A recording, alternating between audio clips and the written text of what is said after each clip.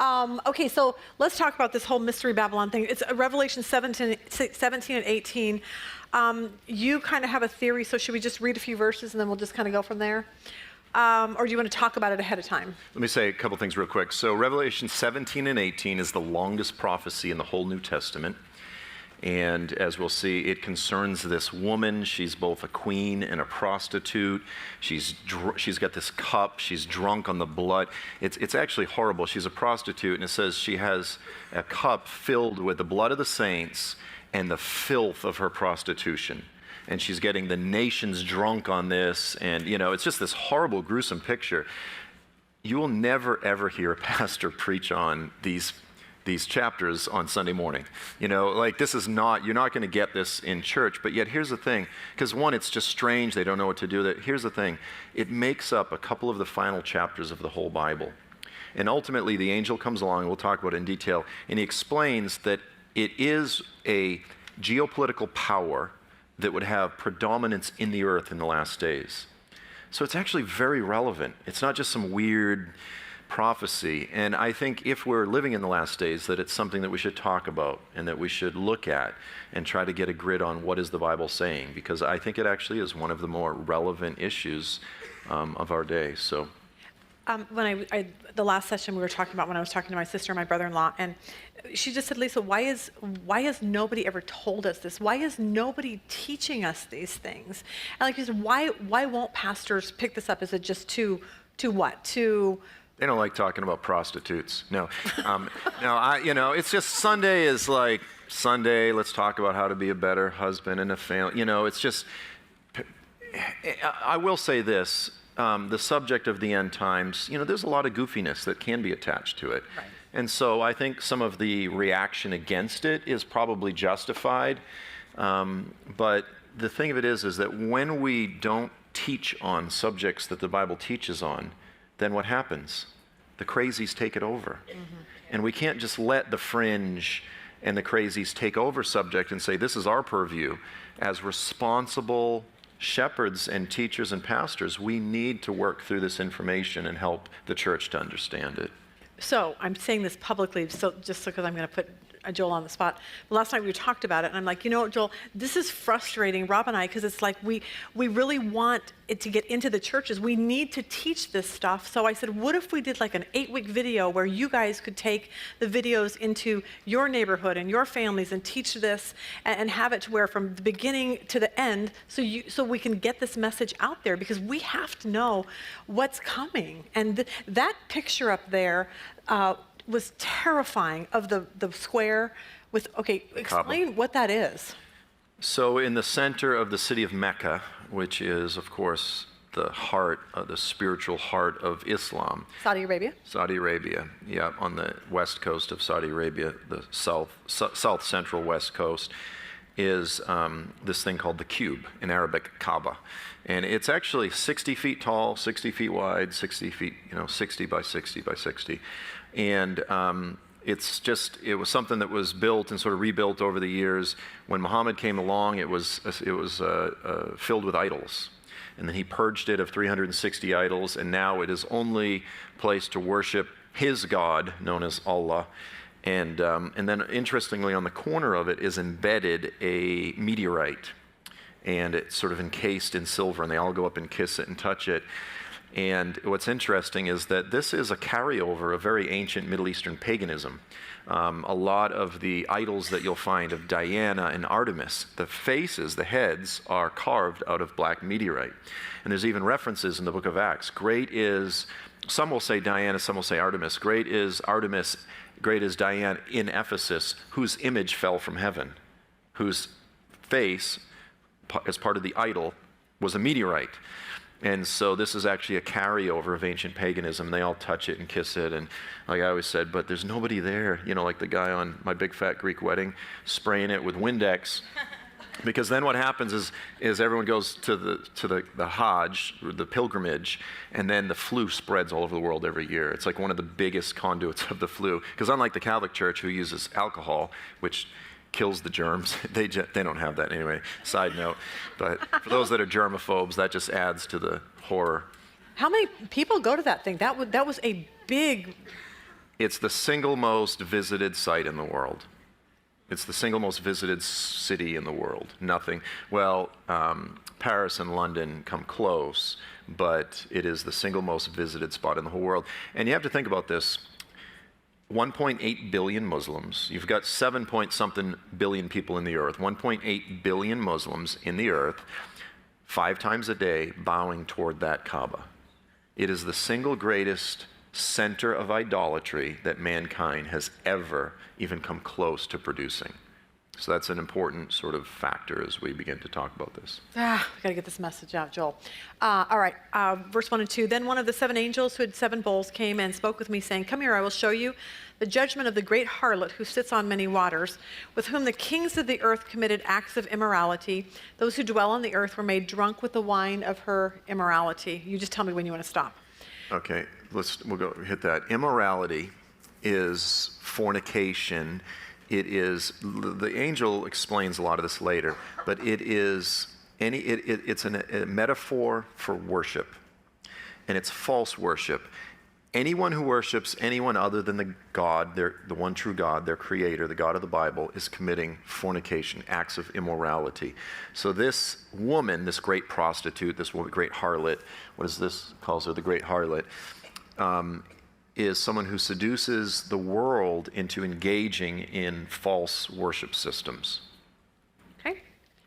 Verse, what are we at, 3 up there? Let's see. And he carried me away in the spirit into a wilderness, and I saw a woman sitting on a scarlet beast full of blasphemous names, having 7 heads and 10 horns. That's kind of what we just saw that too earlier. The woman was clothed in purple and scarlet and adorned with gold. I'm trying to keep, I can't read from here and there, so. Just go from here and then. But I need to keep changing it. What am I at, 4? With gold and precious stones and pearls, having in her hand a gold cup full of abominations and the unclean things of her immorality. And on her forehead name was written a mystery, Babylon the Great, the mother of harlots and of the abominations of the earth. Okay. So first of all, the angel says, "Come, I'm going to show you this woman." And then I was taken away in the spirit into a wilderness. Now, the word there, wilderness, in the Greek is eramon, or eremos, which means desert.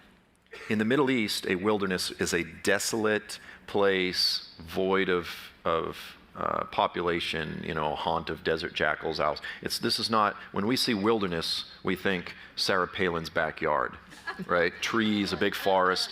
Wilderness is a desert. I was taken into a desert, and there I saw this woman, and she's riding, she's in partnership with the coming Antichrist coalition. So this is, they are a team. This is the Lone Ranger and Silver. This is not, so they initially are portrayed as partners. And then she's decked out in scarlet and purple. This is the color of royalty, and it's the color of sin. So not only is she a prostitute, she's also a queen. She's presenting herself as a queen, and she's decked out in all kinds of precious stones and pearls and so forth. So she is decking herself out in all of the luxuries of the world. And now this is interesting because, again, we look at it and there's so much symbolism and it's so difficult initially. We go, what in the world is the Bible even talking about here? And then is written across her forehead.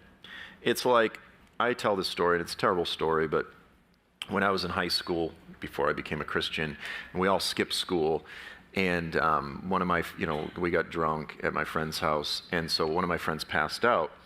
And so we got my friend's sister's makeup and did him up, real horrible. We made him look like a prostitute, but then we wrote drunk across his forehead. Then we woke him up and said, your dad called, you're gonna go home, you're in trouble. And he woke up and ran home. Drunk. So when he walked in the door, it was very clear, drunk. So what the Lord did is he goes, look guys, I know you're all dumb, and I know this is very confusing, but I'm gonna make it very clear. He writes it across her forehead. Babylon the Great, the mother of harlots and of the abominations of the earth. And we go, well, what's that? Like, what in the world? And he goes, I wrote it across her forehead. What does this mean? Okay, within the biblical narrative, Babylon the Great was the prototype of which was the ancient city of Babylon. And this was the place that Israel was carried away to. It was the seductive city. It was the destroying city. They're the ones that destroyed Israel the first time and carried them, well, I mean, the Assyrians destroyed the northern kingdom, but in terms of Jerusalem and Judah, it was Babylon that did that. And then it says, the mother of all harlots. Now, this is a phrase which is a classic Eastern expression. It doesn't mean, we read this as Americans, we go, the mother of harlots, and so this is what we picture.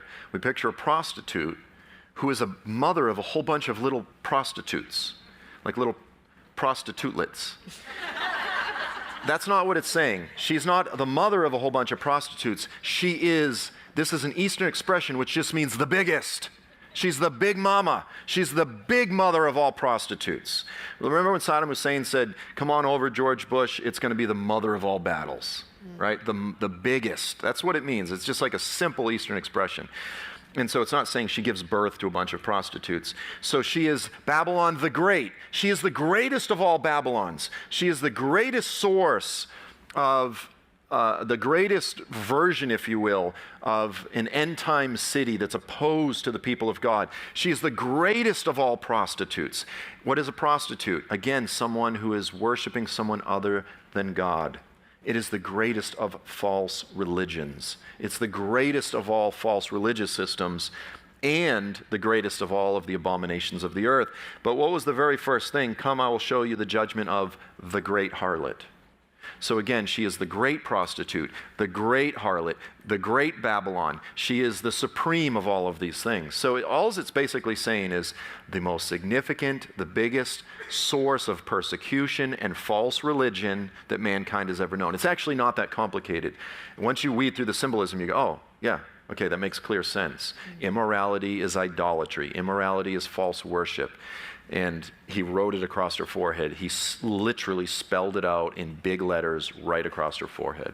And we just saw that in that video. That video just haunts me.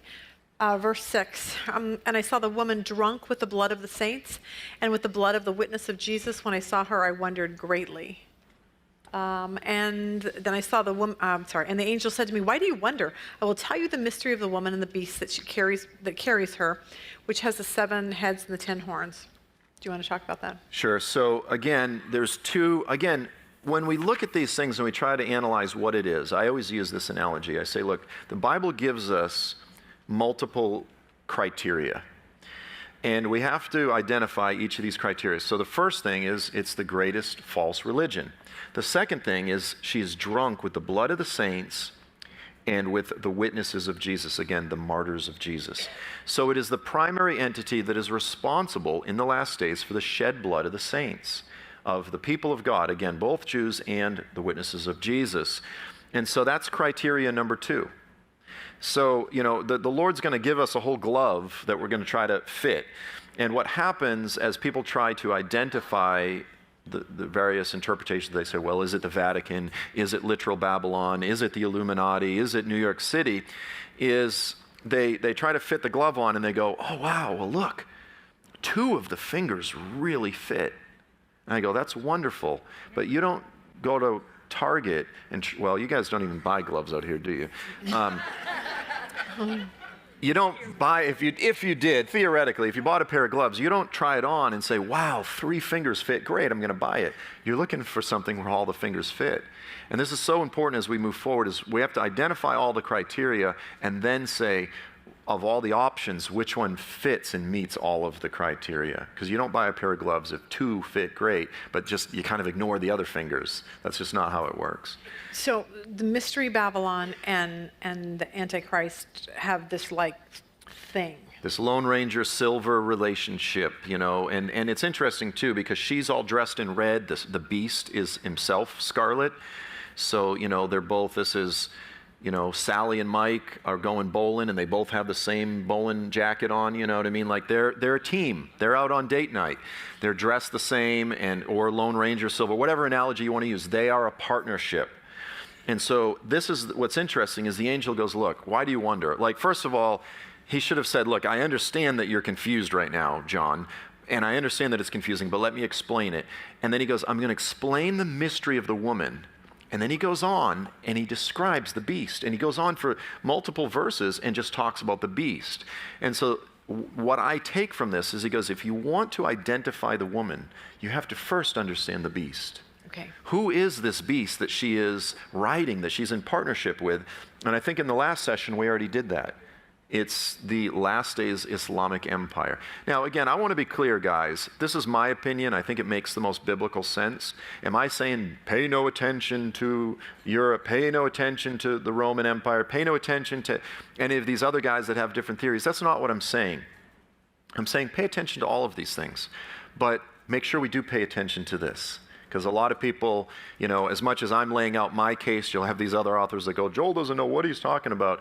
But it largely is, in my opinion, and Lisa touched on it at the beginning, is we have a lot of people, including teachers, that are very good students of their teachers. They go to the seminary, their professor taught this. 10 years after being a pastor, after getting out of seminary, they write a book, and it's just they're quoting the same guys. You see this in academia. They all cite each other.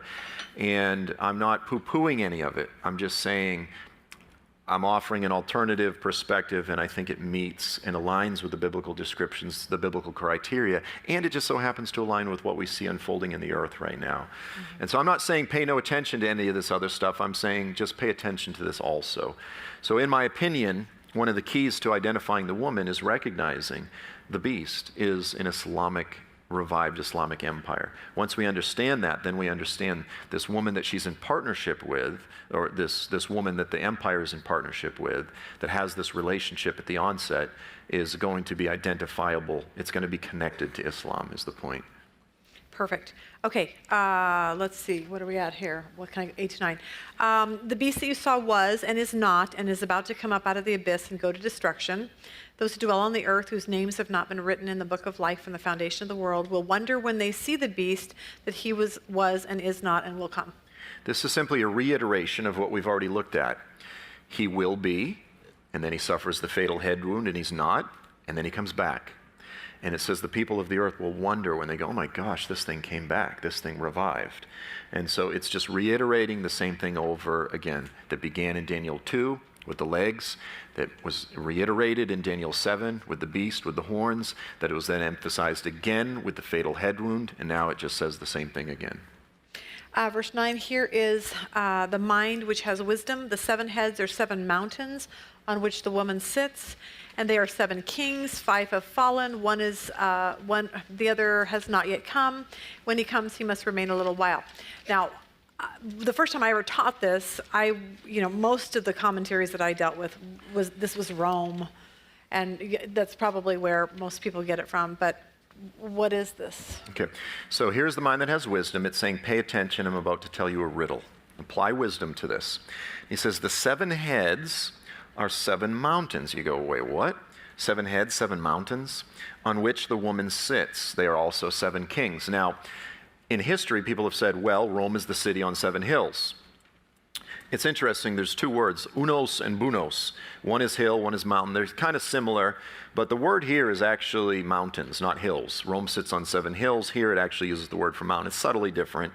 But the point is this, is it's not 7 literal hills, because that's why he says the 7 heads are 7 mountains, they are 7 kings. An incredibly common symbol or motif throughout the Bible for a kingdom is a mountain. So he's saying the 7 heads are simply 7 kingdoms. They're also 7 kings. See, that makes sense. Kings, kingdoms.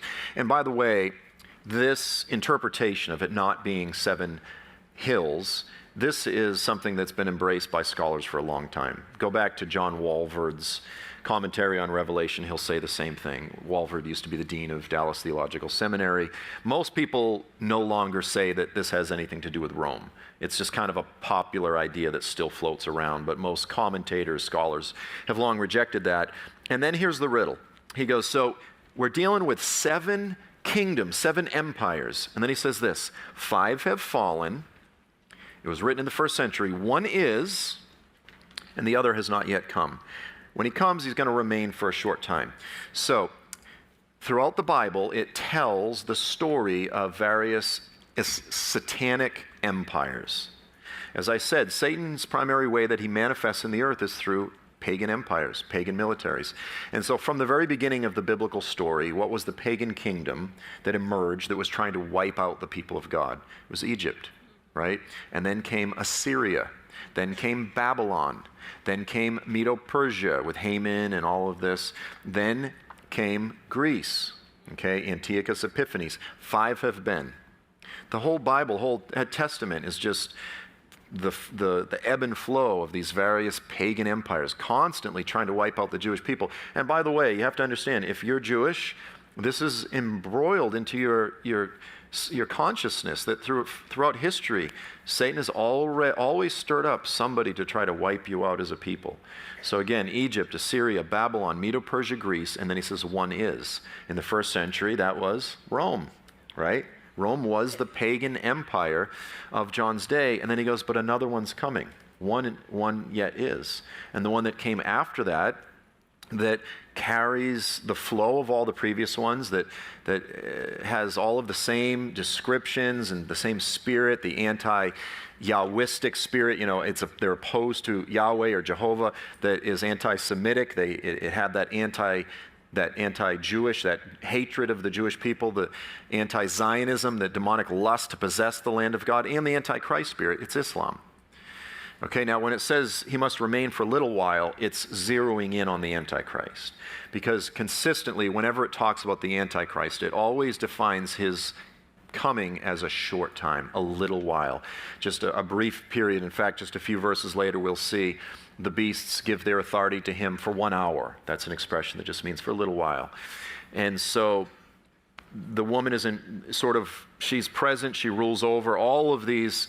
You know, she's a spirit that controls all of these pagan empires throughout history. But here's the thing, if you say that Rome is Mystery Babylon, the problem is Rome ends up becoming the 6th and the 7th.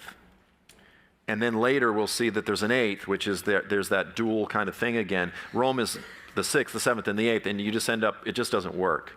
So it works if you see that something did come after Rome. Rome, I'm a Protestant. I disagree with Roman Catholicism theologically on these various issues, but it's one thing to say, I disagree with you on soteriology, on your understanding of how one comes to be saved. I believe salvation by grace through faith alone. It's one thing to say that. It's another thing to say, you are the embodiment of Satan. You are the great whore. Yeah.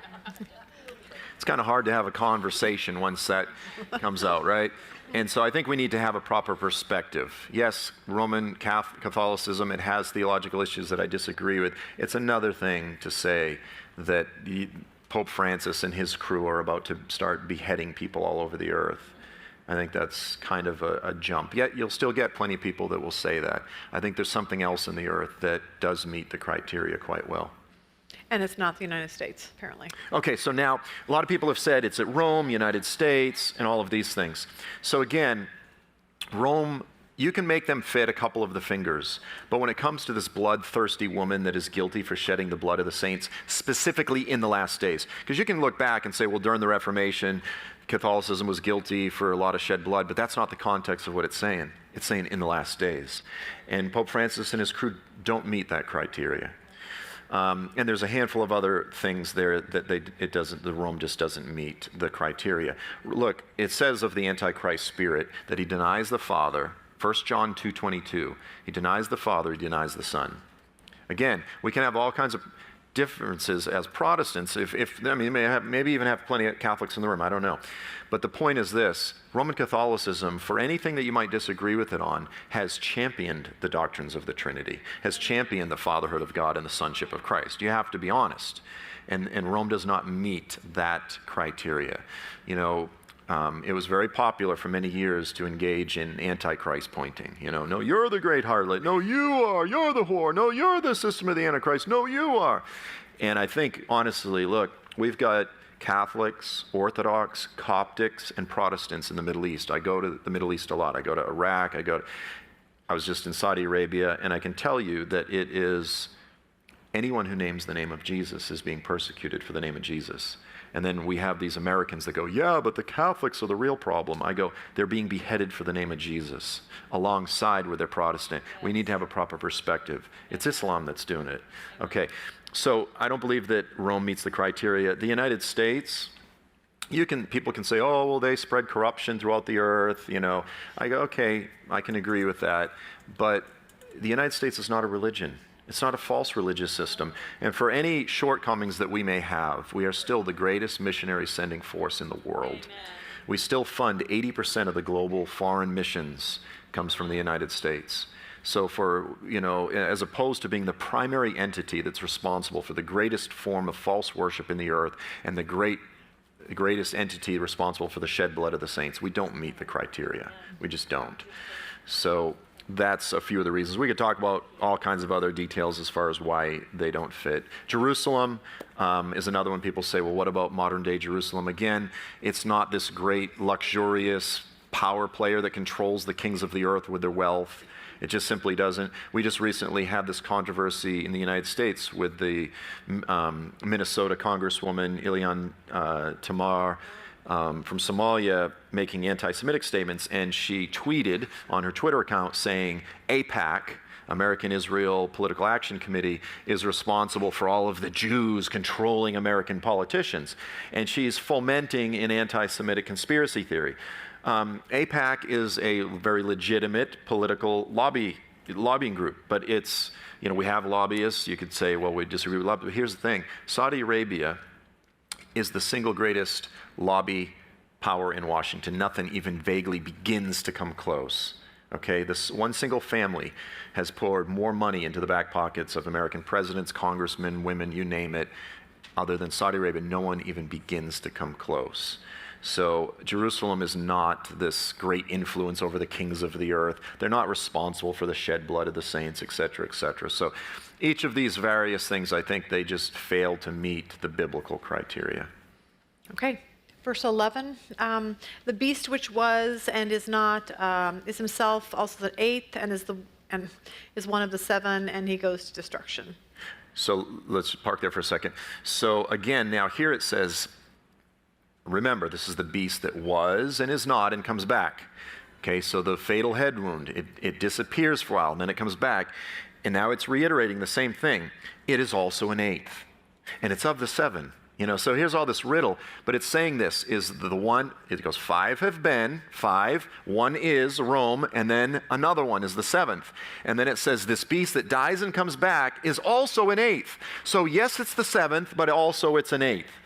So here again, it's just reiterating the same thing. There is another kingdom that would come after Rome, and it would have 2 phases. It would have the historical phase, and then it would have the final phase.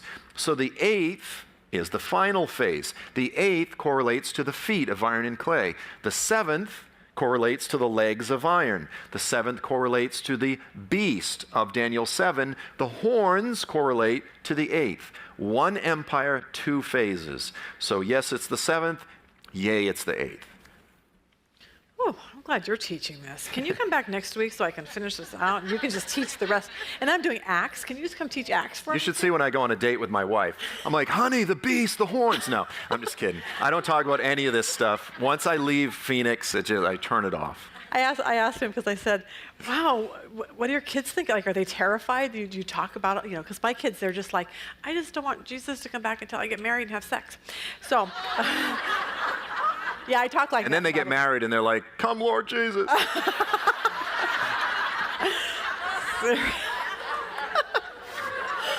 my gosh. See? There you go. All right, where are we? Let's see, 12. The 10 horns which you saw are 10 kings who have not yet received kingdom, but they receive authority as kings with the beast for 1 hour. Reiterates it again for a little while, for a short period. There's multiple verses, even all the way back there into Isaiah. Come, my people, close your doors, hide yourselves in your inner rooms for a little while. The Antichrist is going to come for a brief period, 3.5 years. It's a little while. It's 1 hour. It's a very short time. In the big picture, it's a very brief time. Okay, I don't know what we're on, 13? Yep. These have one purpose. They give their power and authority to the beast. They will wage war against the Lamb, and the Lamb will overcome them because he is the Lord of lords and King of kings, and those who are with him are called the chosen and faithful. And he said to me, the waters which you saw where the harlot sits are peoples and multitudes and nations and tongues. The 10 horns which you saw and the beast, these will hate the harlot and will make her desolate and naked and will eat her flesh and will burn her up with fire. Okay, so there again it reiterates what I mentioned earlier. The waters on which the woman sits represent the Gentiles, the peoples, multiple people groups, the Gentiles, out of which comes this satanic empire. And all these kings, their job is to give their authority to the central authority of the Antichrist, who is ultimately getting his authority from Satan, right? And then it says, then they turn on the woman and eat her and devour her. Okay, so now here is the shocking, ironic moment of the whole vision. Because as I said earlier, Sally and Mike are on their way to the bowling alley and they both have the same jackets on, and all of a sudden, Mike burns Sally and devours her. You go, whoa, what just happened? Or maybe a better example is you're a little kid, you got your little hat on, and you're watching Lone Ranger, and all of a sudden, Silver turns and devours the Lone Ranger and burns him. You just go, what just happened? They're supposed to be partners, they're rider and steed. All of a sudden, the beast devours the woman. So they start out as a partnership, but something turns. It is intended to be shocking. It's intended to be ironic. Again, they're in the same uniform and everything. And this is, by the way, in my book, Mystery Babylon, what I do is I work through the text, and then I lay out all of the different historical options, and I say, here's the strengths and here's the weaknesses. Here's the strengths of Rome, here's the weaknesses. Here's the strengths of USA, here's the weaknesses. And then in the third part of the book, what I offer is another possibility, another interpretation. From the video, you got a hint. I'm saying that the kingdom of Saudi Arabia, the city of Mecca being the greatest city of idolatry, of false religion, and the womb, the fountain from which has spread all of this violent, radical Islam all over the earth. And the kingdom of Saudi Arabia is the financial well, is the financial fountain. They are funding it, they are spreading it. If there's a mosque here in Phoenix, it was paid for by the family known as the Saudi royal family. Okay, so they are the source of it all. And if that's the case, then this coming Antichrist coalition will turn on and attack Saudi Arabia. And what's interesting is you have multiple passages, for instance, in Ezekiel 38:39, which talks about this invasion of Israel. And there's this protest that rises up, and it says, Sheba and Dedan will lift up their voice and say, are you coming to invade a land of unwalled villages? Well, Sheba and Dedan is Saudi Arabia. So it seems as though even though Saudi Arabia has been the source and the fountain, and it historically has been the geographic fountain from which Islam's burst forth into the world, the time is coming when this coming coalition is going to turn on Saudi Arabia. And even just geopolitically right now, that makes sense because Saudi Arabia is aligning with Israel, because they have this mutual threat of Iran, and they also have a conflict with Turkey. And so there's the geopolitical landscape, even right now, is sort of falling into alignment with sort of this picture, if indeed Saudi Arabia, the kingdom of Saudi Arabia, and Mecca is indeed that which John is talking about. You said something interesting too after 9/11, the airspace. Everyone had to shut down their planes. Except for the Saudi royals, yeah. So here was 9/11 for 3 days. The whole United States, everything was shut down. The only people that were allowed to fly, not U.S. congressmen, except for the president, and Saudi royals. Saudi royals had freedom to fly all they wanted. And yet, what is it? Something of the 19 hijackers were Saudi citizens. And by the way, there's like 30,000 Saudi royals, so it wasn't just like 4 or 5 guys. There's probably hundreds here in the United States, and they were given the only people in the whole country that were given exemption. The money, you know, if you start talking about the amount of money, and I'm on really dangerous ground here, by the way, because I travel to Saudi Arabia, so I've been trying to lay low on talking about some of this stuff. But things are changing in Saudi Arabia right now with the current Crown Prince Mohammed bin Salman. But historically, the amount of money that the Saudis have put into literally the back pockets of presidents, you can go down the list. You know, when the Clintons opened up their their monies when Hillary was running, it was to the tune of like $33 million. Now, the Saudis don't donate $33 million because they just are really passionate about the Clinton initiative. They just really are passionate about, AIDS in Africa or whatever. And of course, or they really want to pay for Monica's wedding, but this is a whole other issue. But because only 5% of all their monies went to the actual foundation, the rest were all administrative. Can you imagine? Yeah. But in any case, whether it be the Clintons, whether it be the Bushes, because the Bushes were 10 times worse. Between the father and the son, they received $1.5 billion directly from the Saudis. Like the country? Like, we're not talking personally. The family. Really? Yeah, the family is the country. There's nothing in the history of the world that has had more influence over the most powerful people in the world. You go back to Jimmy Carter. He was like the main guy on his board for his library. There's two of them, actually. One was the former king of Saudi Arabia. The other one is this businessman from Saudi Arabia. And they bailed him out, It's amazing when you do a study of the amount of money, and people go, well, there's a problem with lobbying in Washington.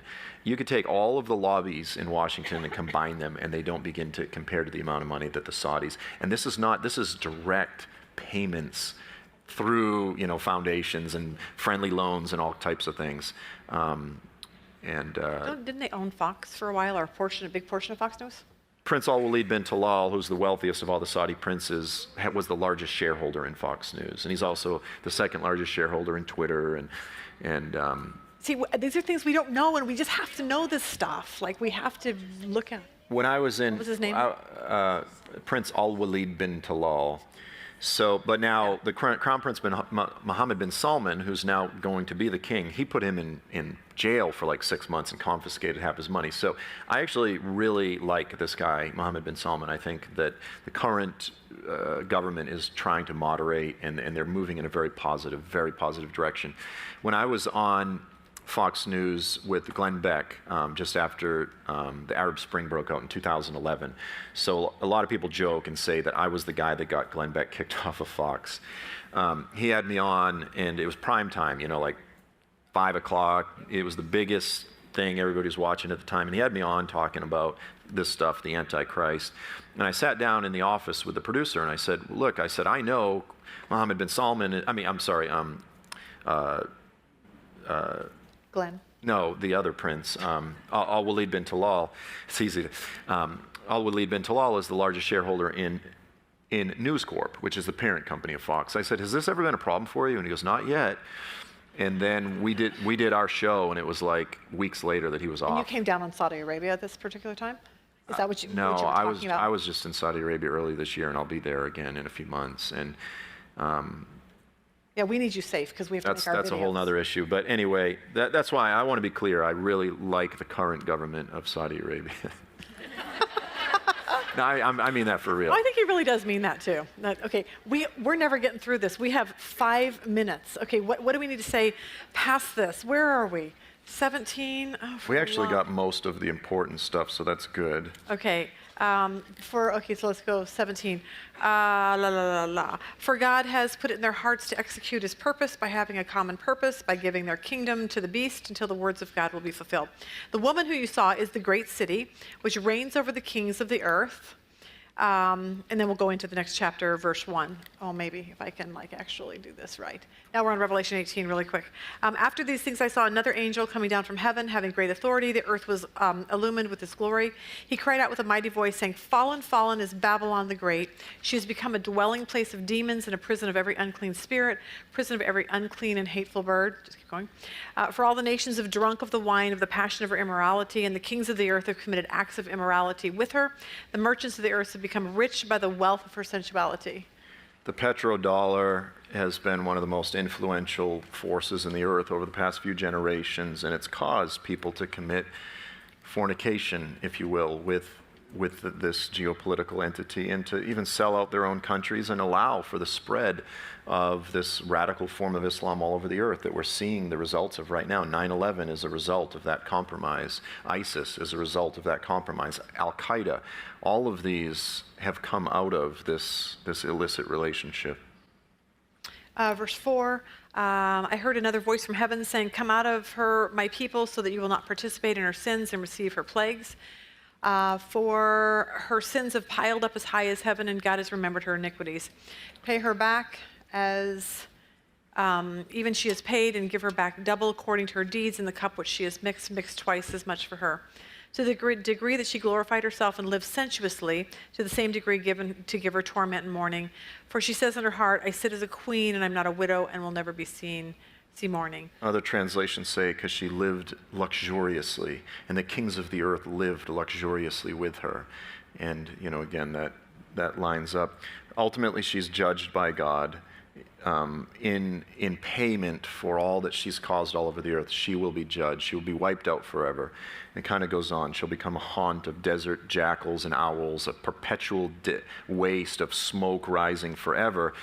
And it's very important to say this is the main reason why Jerusalem, this could not be talking about Jerusalem, because a lot of people say, well, Jerusalem is going to be annihilated, and they'll point to some parallels in Revelation. Well, Jerusalem's called the great city, she's called the great city. I go, yeah, but that's where the similarities stop. They go, well, Jerusalem is responsible for the shed blood of a lot of the prophets. And I go, yeah, in history she was, but Jesus is going to come back and rule from Jerusalem. Jerusalem is called the city that the Lord has placed his name upon.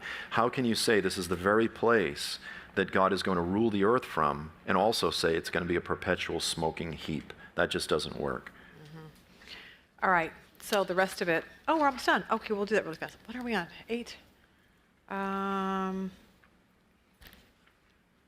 Oh my gosh. The merchants of the earth basically lament her loss, which emphasizes the fact that she is not simply an idolatrous entity, but she is an economic entity. That they lament the loss of their sales, of their income, their wares. Again, Saudi Arabia is a consumer nation. It produces two things: oil, up until now, radical Islam. And it exports those all over the world. Everything they do, they buy, they purchase. They don't manufacture cars, they buy everything. And so when this entity is destroyed, they're primarily lamenting their loss in revenue. And so these are the two primary things that we're looking at. Three things. False religion, responsible for the shed blood, responsible for the martyrdom of God's people, and a profound economic powerhouse. These three things together in the last days, and it's an ultimate final version of historical Babylon. It's an ultimate final version of historical Rome. In the first century, Rome was the Babylon of the first century, but in the last days, it's something else. And so Satan's headquarters, his stronghold, has migrated throughout history, but he's always migrated. He's always had a very clear geographic stronghold from which he spews out his deception, his lies, his influence all over the world. And if we're to say, what is that primary fountainhead today, then I think it seems we have a pretty good candidate, let's put it that way. I don't like to be dogmatic on this because something else could emerge, but at least right now, I think we have a pretty good candidate right in front of us. Okay. You can read the rest of the chapter on your own. How's that? And now we're going to take our 10-minute break. We're going to come back and talk about what is so cool, the 1,000-year reign of Jesus, because that's what this is all about. Revelation is all about and nobody's ready for it, and no one thinks it's exciting, and we're going to make it exciting. How's that?